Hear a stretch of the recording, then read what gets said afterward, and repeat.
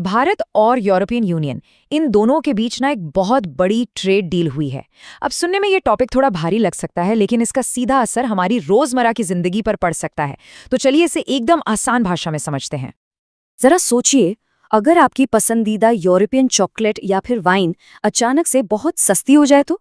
जी हाँ, ये कोई सपना नहीं है, बल्कि भारत ईयू के इसी नए ट्रेड एग्रीमेंट का एक सीधा नतीजा हो सकता है। देखते हैं कैसे। तो आज हम क्या क्या देखने वाले हैं। सबसे पहले समझेंगे कि इसे ऐतिहासिक क्यों कहा जा रहा है। फिर देखेंगे कि कौन कौन सी चीजें सस्ती होने वाली हैं और हाँ, भारतीय किसानों के लिए क्या सुरक्षित रखा गया है। इसके बाद टैक्स के अलावा दूसरे नियमों पर भी नजर डालेंगे और आखिर में समझेंगे कि इसका कुल मिलाकर मतलब क्या है। तो आखिर ये समझौता है क्या?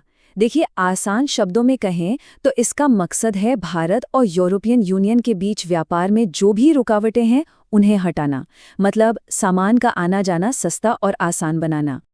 पर सवाल ये है कि इसकी जरूरत पड़ी ही क्यों। इसका एक बहुत बड़ा कारण है ये नंबर 36%। जी हाँ, ये वो एवरेज ड्यूटी या टैक्स है जो भारत अब तक यूरोप से आने वाले खाने पीने और खेती से जुड़े प्रोडक्ट्स पर लगाता आया है। ये काफी ज्यादा है और नया समझौता इसी को बदलने की कोशिश है। तो इसका सीधा मतलब हम सब के लिए क्या है? भाई, इसका मतलब है कि कई यूरोपियन प्रोडक्ट्स अब काफी सस्ते हो सकते हैं। आइए देखते हैं कि वो कौन कौन सी चीजें हैं। अरे वाह, इस लिस्ट में तो कई मजेदार चीजें हैं। यूरोपियन वाइन और ऑलिव ऑयल से लेकर चॉकलेट, ब्रेड और दूसरे बेकरी आइटम्स तक, इन सभी को अब इंडियन मार्केट में एक तरह की स्पेशल एंट्री मिलेगी, क्योंकि इन पर लगने वाला इंपोर्ट टैक्स बहुत कम हो जाएगा। ये टैक्स कटौती कितनी बड़ी है, इसका अंदाजा आप वाइन पर लगने वाले टैरिफ से लगाइए। अभी ये 150% है, जो सीधे आधा होकर 75% हो जाएगा। और बात यही खत्म नहीं होती, आगे चलकर इसे 20% तक लाने का प्लान है। ये तो बहुत बड़ी गिरावट है। कुछ ऐसा ही ऑलिव ऑयल के साथ भी होने वाला है। अभी इस पर 45% का टैक्स लगता है, जिसे अगले 5 सालों में धीरे धीरे कम करते करते एकदम 0 कर दिया जाएगा। मतलब 5 साल बाद यूरोपियन ऑलिव ऑयल पर कोई इंपोर्ट ड्यूटी नहीं लगेगी। और ये सिर्फ टैक्स कम करने की बात नहीं है। कई प्रोसेस्ड फूड आइटम्स जिन पर 50% तक का टैरिफ लगता था, उसे पूरी तरह से, मतलब कंप्लीटली खत्म कर दिया जाएगा। ये यूरोपियन बेकरी और कन्फेक्शनरी प्रोडक्ट्स के लिए इंडियन मार्केट को पूरी तरह से खोल देता है। लेकिन एक मिनट, क्या इस समझौते में सब कुछ सस्ता ही हो रहा है? नहीं, भारत ने अपने कुछ घरेलू उद्योगों को बचाने के लिए बहुत सावधानी बरती है।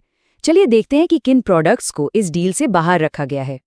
बीफ, चिकन, चावल और चीनी, ये कुछ ऐसे प्रोडक्ट्स हैं जो भारत के लिए पॉलिटिकली बहुत सेंसिटिव माने जाते हैं, तो इन पर टैरिफ में कोई भी कटौती नहीं की जाएगी।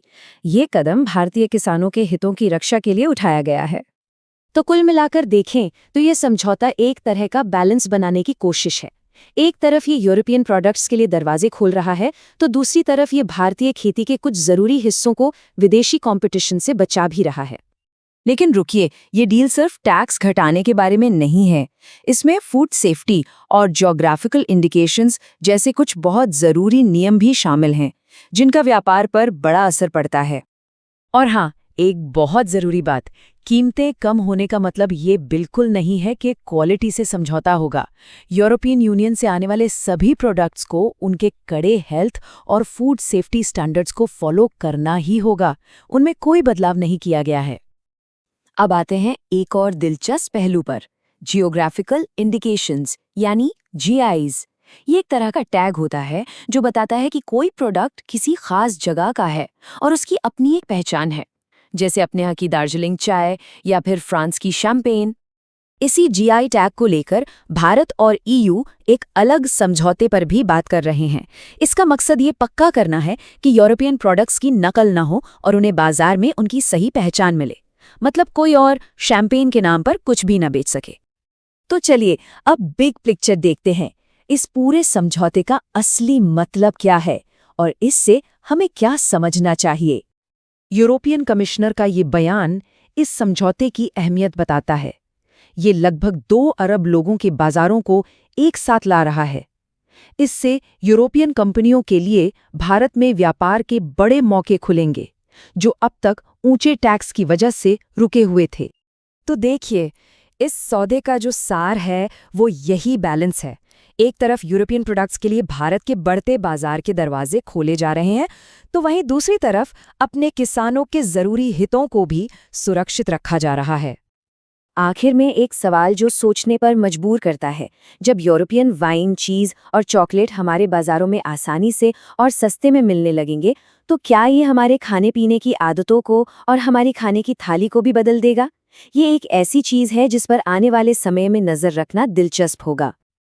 रिस्क सिर्फ मार्केट में होता है, प्लानिंग में नहीं। DGN कैपिटल मैनेजमेंट के साथ स्टॉक मार्केट, म्यूचुअल फंड और insurance. AMFI IRDAI certified. Your success are priority.